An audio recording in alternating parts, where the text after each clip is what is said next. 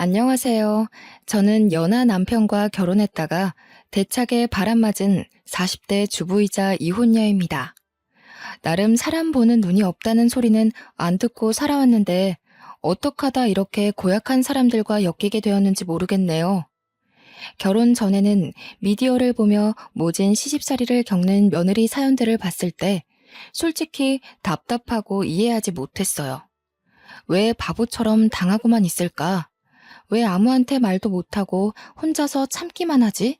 했는데 세상에나 그게 제가 될 줄 어찌 알았겠습니까? 저는 학창 시절부터 연애를 많이 해왔는데 많았던 연애 경험만큼이나 살면서 중요한 건 우정보다 사랑하는 사람이라고 생각하며 컸어요. 우정이란 건 시간이 지나면 다 변하게 되어 있고 보통 친구 앞에선 본 모습을 잘 안 드러내잖아요. 연인 옆에선 나 자체를 사랑해줬으면 하는 마음에 저를 온전히 보여주는데 친구는 그저 순간을 즐기기 위해 만남을 잇는 거니까 가면 쓴 사람들이 훨씬 많다고 봅니다. 저는 평소 유독 친구 관계에만큼은 깊이 신경 쓰지 않는 사람이었어요. 그런데 말입니다. 제가 가장 힘든 시기에 수호천사처럼 등장해 제 인생을 송두리째 바꿔준 사람이 있는데요. 그게 바로 친구라는 존재였습니다. 인생이 완전히 밑바닥을 쳤을 때 제 손을 잡아준 사람이 사랑하는 사람이 아닌 바로 친구였다는 거죠. 서사가 너무 길었네요. 지금부터 저의 내리막길과 동시에 믿을 수 없는 오르막길의 삶이 오기까지 얼마나 기적 같은 사연들이 있었는지 좀 길게 자랑해 보려 합니다. 우선 그 친구의 첫인상은 얕은 친구 관계만 유지하던 제게 좀 많이 인상 깊었어요. 그 당시가 고등학교 막바지였던 때였는데 그때 우리 반에 전학 온 친구가 있었거든요. 그 친구는 유독 소극적이고 인사말도 잘 못했어요. 어딘가 모르게 주눅이 들어있는 모습이었죠. 다들 전학생이란 것 자체만으로도 관심을 가질 때 저는 그저 시큰둥한 편이었어요. 별로 친구에 대해 진심인 편이 아니었거든요. 그런데 그 친구가 첫인상에 크게 와닿을 수밖에 없었던 건 이름 때문이었어요. 이름이 정둘이라고 하더라고요. 제 이름은 정하나이거든요. 성도 똑같은데 이름의 느낌도 비슷하여 좀 눈이 갔었죠. 이건 저만 그렇게 생각한 게 아닌지 다른 친구들도 둘이와 저를 두고 하나 둘이 이렇게 붙여 부르기도 했습니다. 그 당시 둘이와 저는 말을 섞어본 사이가 아니었어요. 단지 친구들이 그렇게 불러서 나중에는 선생님까지 세트라며 하나 둘이 부르면서 우리를 묶어서 발표를 시키는 일 정도만 있을 뿐이었죠. 다들 그렇게 엮더라도 둘이가 워낙 조용한 친구라서 저는 딱히 엮일 일이 없을 거라 생각하고 말았어요. 그런데 평소 남의 일에 관심 없던 제가 무슨 오지랖이었는지 둘이 인생에 잠깐 끼어들게 된 사건이 발생했는데요. 둘이는 워낙 소심한 탓에 친구들에게 괴롭힘을 좀 당했는데 원래 왕따 같은 게 없던 우리 반에 그런 불편한 일이 생기니 제 마음이 좀 편치 않더라고요. 다른 친구들이 저희 둘을 하도 세트로 엮었어서 그런가 둘이가 괴롭힘을 당하는데 모른 척하고만 있는 게 왠지 둘이한테 몹쓴 짓을 하고 있는 것처럼 느껴졌죠. 그래서 할 수 없이 끼어들었어요. 저는 평소 남학생, 여학생 할 것 없이 잘 지내왔던 사람이라 그런 제가 친구들의 괴롭힘을 막아주니 애들도 적당히만 하고 그만 괴롭히더군요. 그 뒤부터 저는 둘이랑 인사를 나누는 사이가 되었어요. 그렇다고 매일 둘만 붙어 다니며 정말 세트인 것 마냥 지냈던 건 아니고요. 그냥 한 번은 우리 둘 다 급식을 안 먹은 적이 있는데 그때 둘이가 말을 먼저 건 적이 있었어요. 저는 굳이 마다할 이유가 없어서 같이 운동장을 걸으며 얘기를 나눴던 기억이 납니다. 처음이었어요. 둘이와 단둘이 어떤 대화를 해본 것이요. 이런저런 얘기를 나누는데 그래도 서로 사이에 어색한 점이 남아있어서 일반 친구들끼리 할 대화 주제는 딱히 나눌 게 없더라고요. 어디 사냐, 공부 잘했냐, 이런 것만 묻다가 사람 사이에 안 친하면 얘기할 법한 공식 주제 있잖아요. 서로의 꿈 얘기 말이에요. 커서 뭐가 되고 싶냐는 말이 솔직히 대화의 절반 이상이었다는지요. 그때 저는 둘이의 존재가 더 머릿속에 깊이 새겨진 날이었어요. 저는 꿈이 딱히 없어서 남들 하는 소리인 취집 잘하는 거였는데 둘이의 꿈이 요리사라고 하는 겁니다.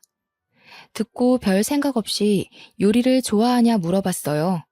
둘이 말로는 나이 차이 많이 나는 동생이 하나 있는데 자기가 장녀이기도 했고 부모님이 둘 다 맞벌이라서 어린 동생을 챙길 사람이 자기밖에 없다고 하더라고요.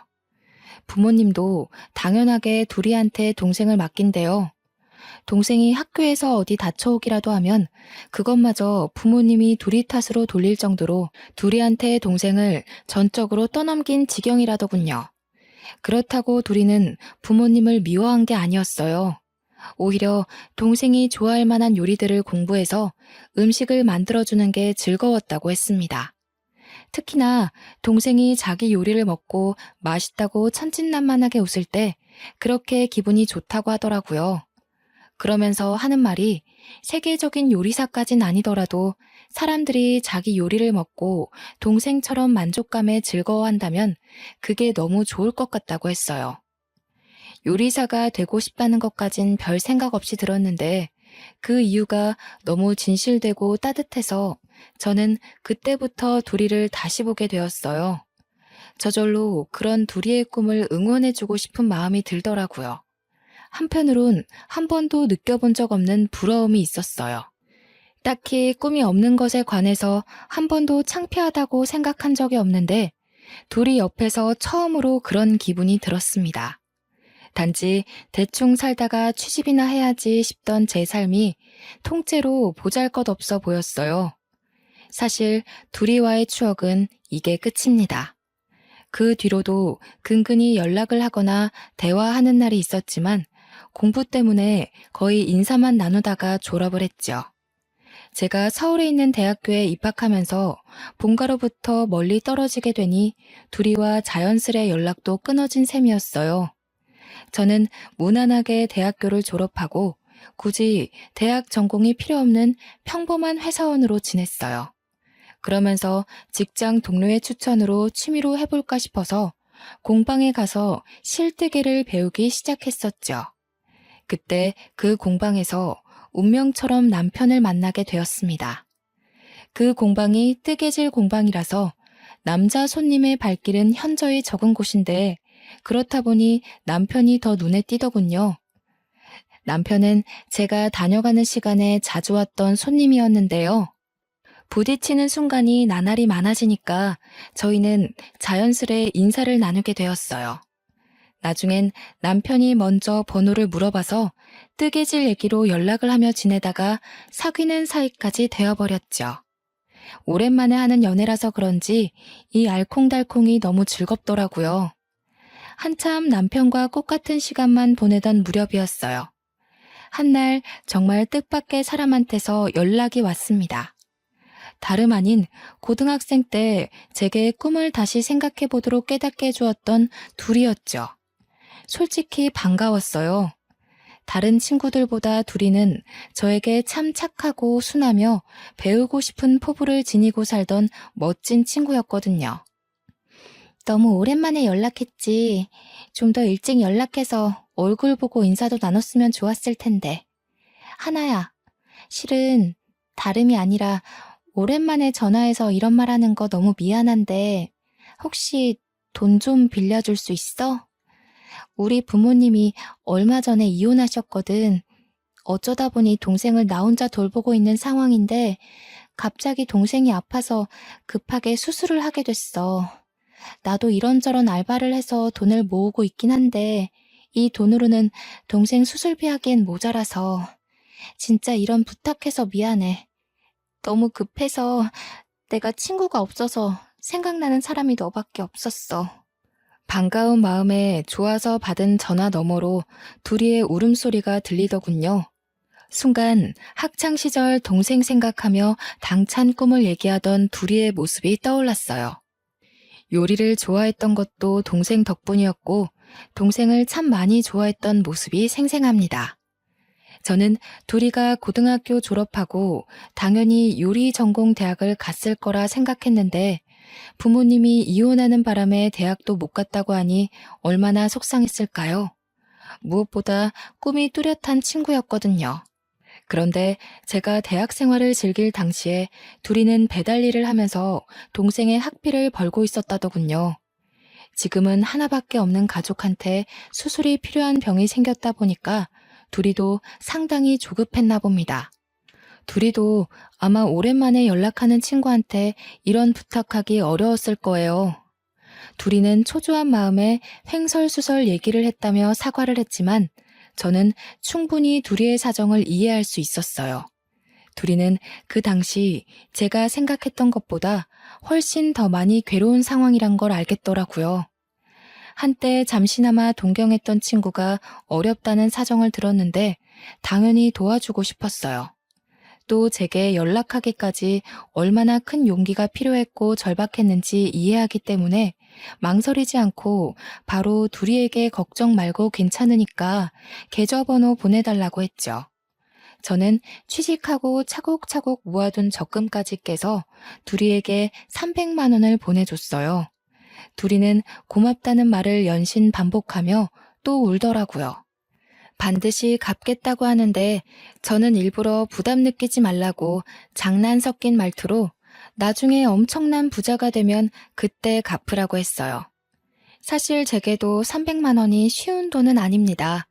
그렇지만 그 돈은 못 받는다고 생각을 하고 준 거라서 전혀 불안하거나 아깝지 않았어요. 돈은 또 모으면 되는 거고 친구 사이에 작은 도움이라도 괜찮다면 고된 둘이를 꼭 도와주고 싶었거든요. 저는 공방에서 만난 남자와 2년의 연애 끝에 30살이 되자마자 결혼식을 올렸습니다. 집은 시부모님이 아파트 한 채 주기로 한 걸로 수월하게 진행이 되었죠. 남편과 연애 시절 데이트하면서 남편이 평소에도 번듯하고 유도리 있는 경제관념을 보여준 덕에 집안이 넉넉한 살림이란 걸 예측은 했다만 시댁에서 아파트 한 채를 쉽게 선물해준다고 하니 역시 돈이 좀 있는 집안이구나 싶더군요. 결혼하고 혼인신고를 마치기까지 저와 남편은 그 흔한 예비부부의 다툼 같은 것도 없었습니다. 주위에서 어쩜 그렇게 안 싸우고 지낼 수 있냐며 천생연분이라고 말해주었죠. 저는 이게 다 남편 덕분이라고 생각했어요. 남편이 저의 유치한 어리광을 다 이해하며 늘 배려해 주었거든요. 그래서 저는 제 속이 뒤집어지는 시집살이 따위 겪지 않을 줄 알았습니다. 남들도 우리 보고 몇 안 나오는 인꼬 부부라고 부러워했고 시댁 보고 인심이 좋다고 칭찬을 많이 해주었으니까요. 와, 그런데 이게 웬 말입니까?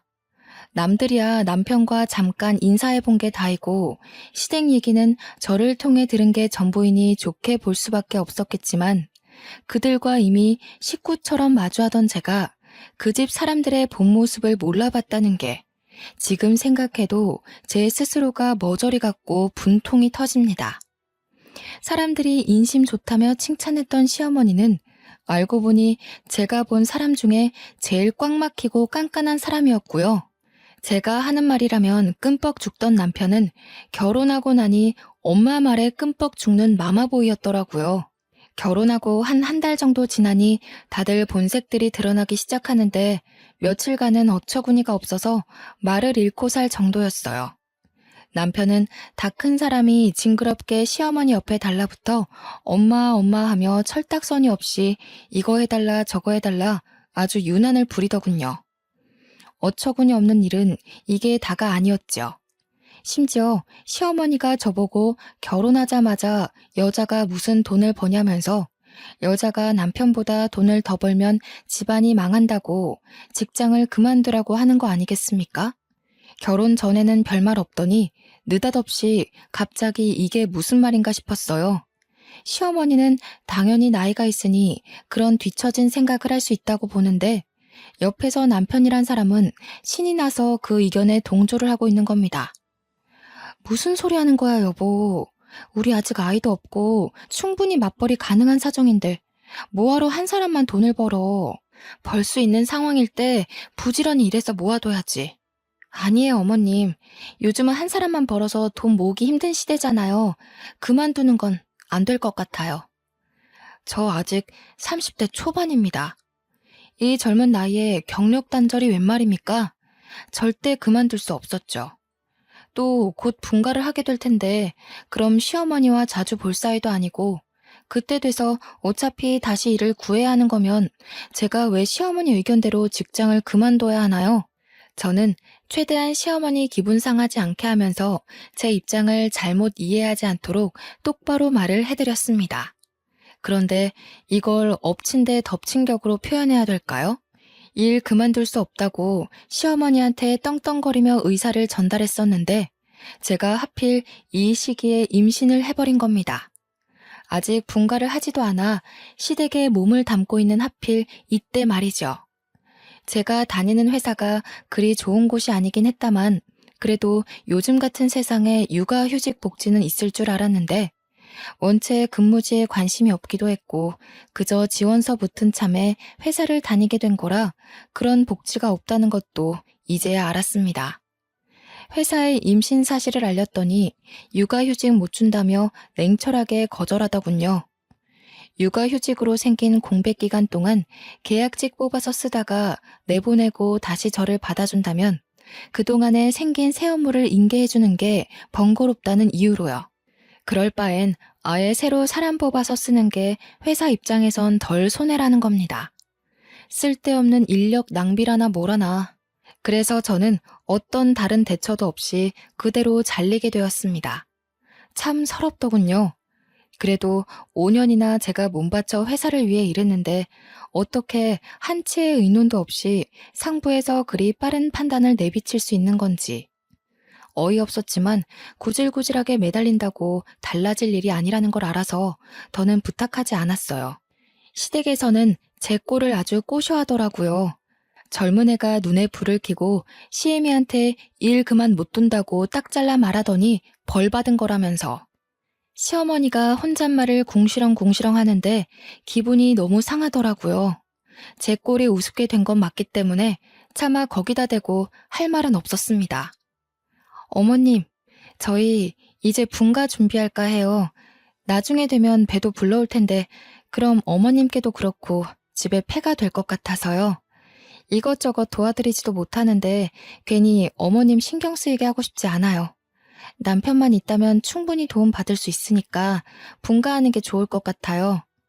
제가 분가 얘기를 꺼내자마자 시어머니가 박수를 크게 한번 딱 치더니 갑자기 분가하기로 한 아파트가 월세 계약이 되었다면서 제가 시댁에 적응을 잘하는 것 같아서 분가 생각 없는 줄 알았다고 덜컥 계약을 진행해버렸다는 거예요.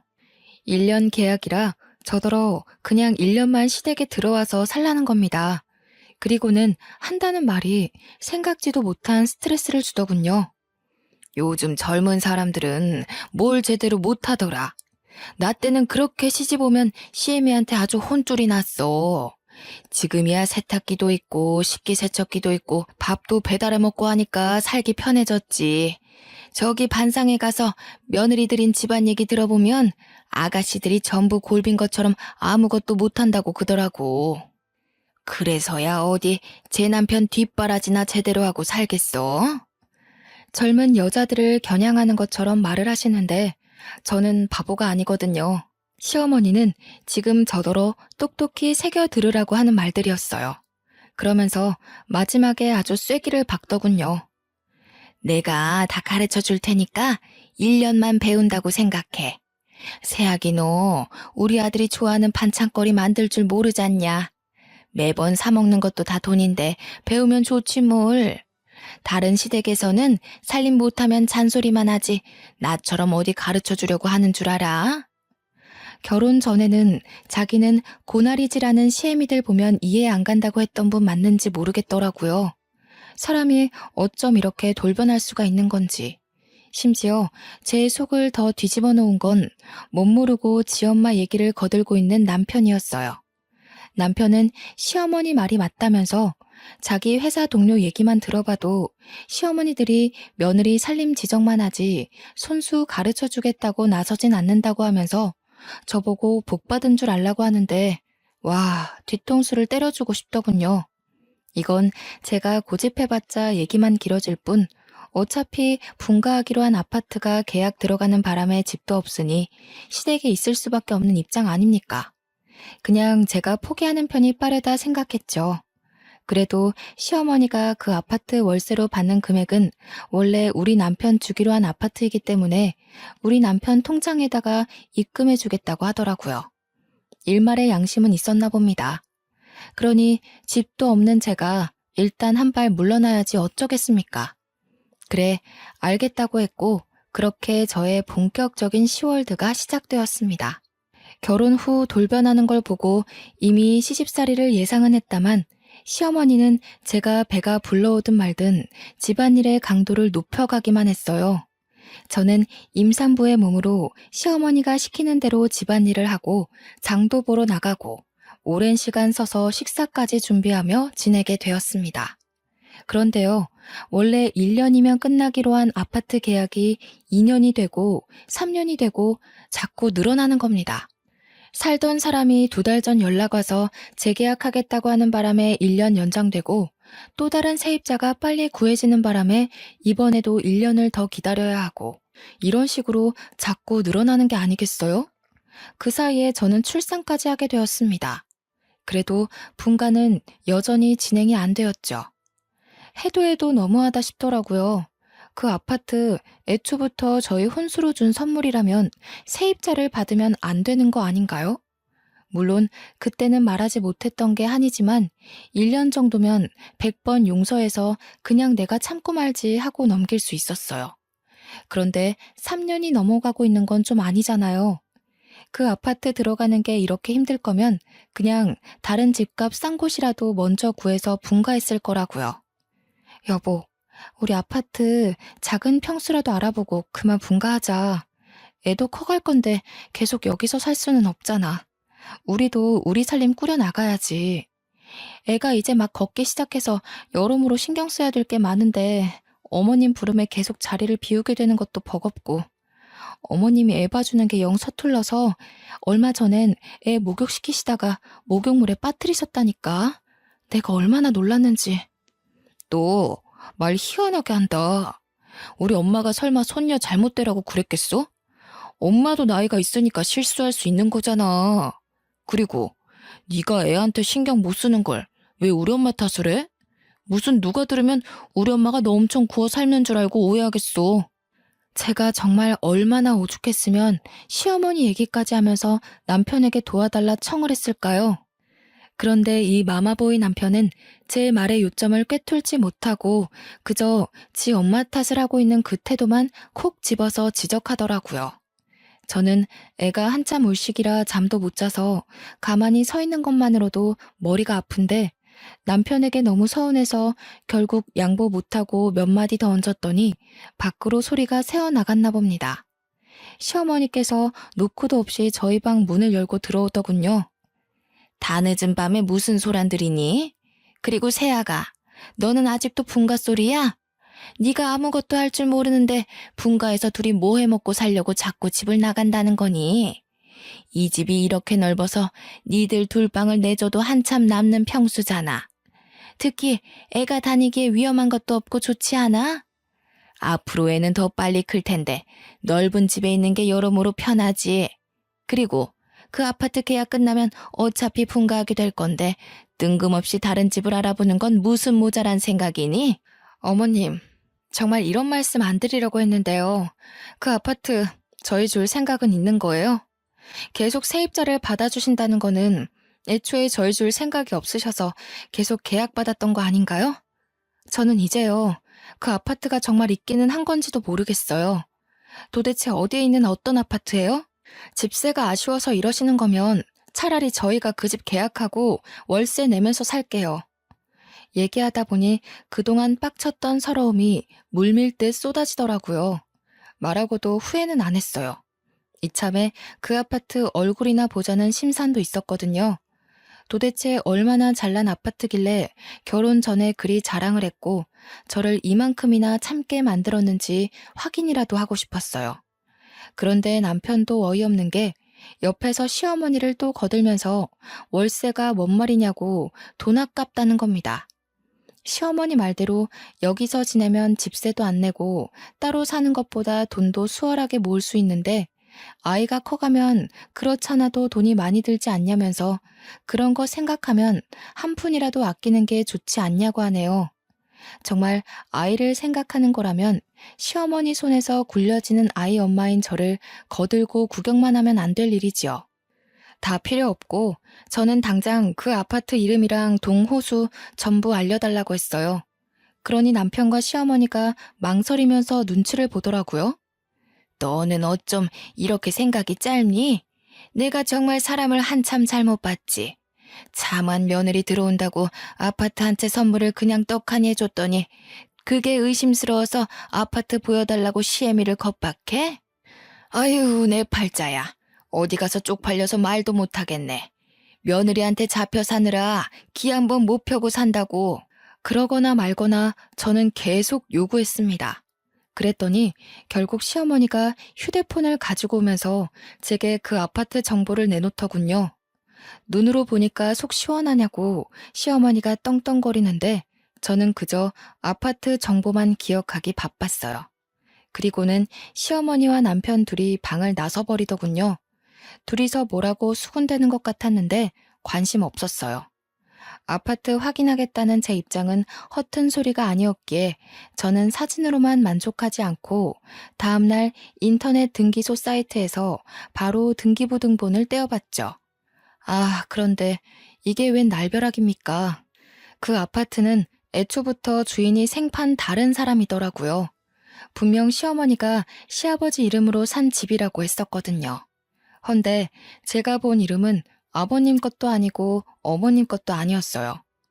어이가 없던 저는 그대로 등기부 등본을 들고 시어머니한테 보여줬죠. 이게 뭔 줄 아세요, 어머님? 제가 방금 등기부 등본을 떼어봤는데 이게 어머님께서 저희한테 혼수로 주신 아파트 등기부 등본이에요.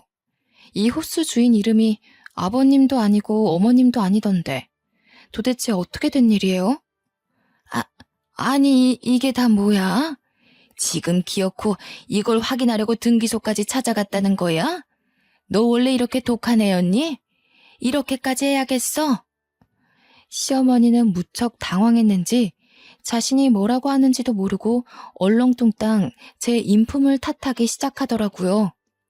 대화의 요점을 파악 못하는 게 꼭 지 아들이랑 닮아서는 문득 남편이 참 쓸데없는 것까지 물려받았단 생각을 했어요.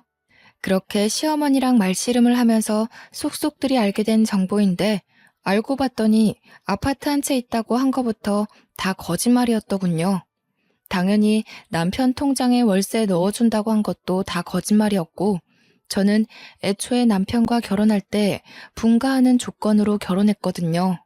그걸 따지고 들면서 알게 된 사실인데 남편은 아파트가 준비 안 되어 있다고 하면 제가 결혼 안 해줄 거라고 생각해서 시어머니랑 입을 맞추고서 저를 낚은 거였어요.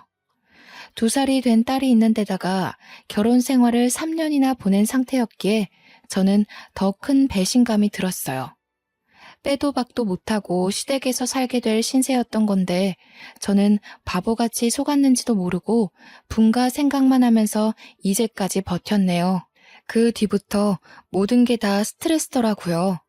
남편과 대화하는 것도 시어머니 얼굴을 보는 것도 전부요. 제가 이 사기 결혼을 버티고 있을 수 있도록 힘을 준 건 오로지 2살짜리 딸내미 뿐이었습니다. 한날은 자고 일어났는데 눈앞이 핑 도는 겁니다. 그날 내내 대낮까지 어질어질하기도 했어요. 빈혈인가 싶어서 딸내미를 데리고 시간 내서 병원에 갔더니 이게 무슨 일입니까? 또 임신을 했다는 겁니다. 남편이 술 먹고 들어온 날 제가 울면서 사과하던 그날의 분위기를 못 이긴 결과물인 듯 싶었죠. 저는 제 스스로 또 구렁텅이로 기어들어간 셈이었어요. 너무 힘든 마음에 부모님이 보고 싶어서 지방에 있는 친정 부모님한테 겪고 있는 시집살이에 대해 다 말한 적이 있었는데요. 친정에서는 오히려 저를 나무라기만 하더군요. 그러게 왜 회사를 그만뒀냐면서 애까지 있는 엄마가 처녀 때처럼 징징거릴 거냐고 하는 겁니다. 정말 가장 힘든 시기인데도 불구하고 제 편은 아무도 없다는 생각이 온 머릿속을 지배했어요. 그게 너무 서러워서 매일매일 우는 날만 늘어갔죠. 친정 부모님은 원래 10년 동안 한자리에서 분식점을 하고 있었는데 최근 장사가 너무 안 돼서 분식점 접을까 하고 있던 참이었다고 하더라고요. 그래서 저한테 더 매정했던 거였어요. 괜히 돈 나가는 짓 하지 말고 그냥 시댁에 살고 있으라면서 우리도 이제 나이가 있어서 몸도 힘든데 이 와중에 또 다른 일 찾아봐야 된다고 하면서요. 그러니 지금 당장 저를 봐줄 사정이 여의치 않으니 힘들더라도 참고 시댁 식구들이랑 잘 지내보라고만 말하셨어요. 결국 저는 그렇게 감내하는 시간을 지속하다가 너무 스트레스가 심해 불면증까지 생겨버렸어요. 병원에선 더 이상 스트레스를 받으면 유산될 수도 있다고 경고까지 했는데 남편이란 작자는 아직도 시어머니 앞에서 밥 반찬으로 투정 부리기만 하는 철부지였어요. 뭐 저런 자식이 다 있는지 보고만 있어도 오라가 치밀었지만 또 이악 물고 참았습니다. 그런데 어느 날 제 인내심을 결국 터뜨리게 한 사건이 있었어요. 제가 남편의 휴대폰에서 기혼 남녀가 들어있는 단톡방 하나를 발견했거든요. 그곳은 결혼한 유부녀와 유부남들이 서로 자식 얼굴도 다 까고 주말마다 등산을 가면서 바람을 피우고 있는 단톡방이었어요. 대화들을 보니 아주 충격 그 자체였죠. 남편이 아무리 엄마의 끔뻑 죽는 마마보이라도 바람은 안 필 줄 알았는데 남편이 작성한 채팅을 보니 저를 꼬실 때처럼 미혼인 다른 여자들을 꼬시려다가 유부남이라 안 먹히니까 유부녀를 꼬시는 거더군요. 제가 임신했다고 욕구를 못 풀어서 다른 여자를 찾고 있던 것 같은데 그 속내가 너무 보이는 대화들이었어요.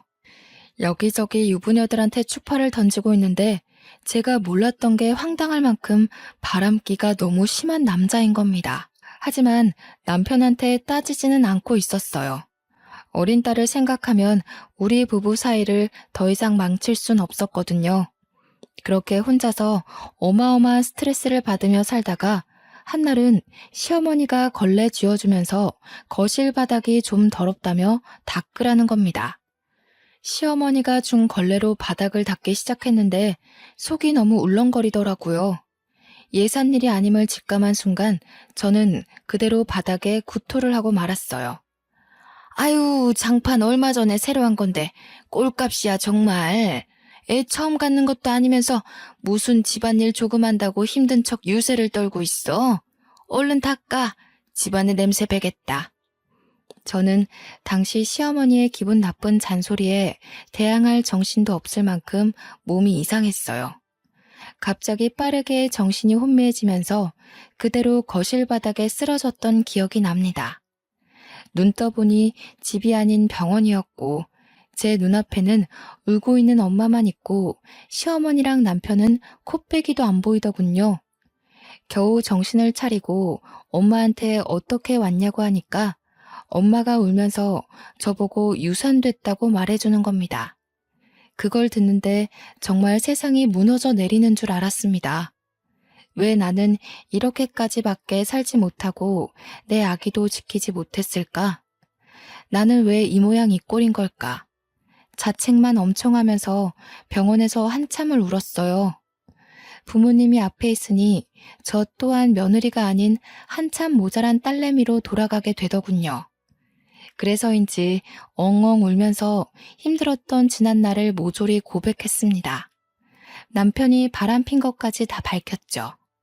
엄마는 제가 이렇게 몸 망가지면서까지 인간 취급도 못 받고 있는지 몰랐다며 신경 못 써줘서 미안하다고 친정집으로 내려와서 살고 남편이랑 이혼하라고 권했습니다.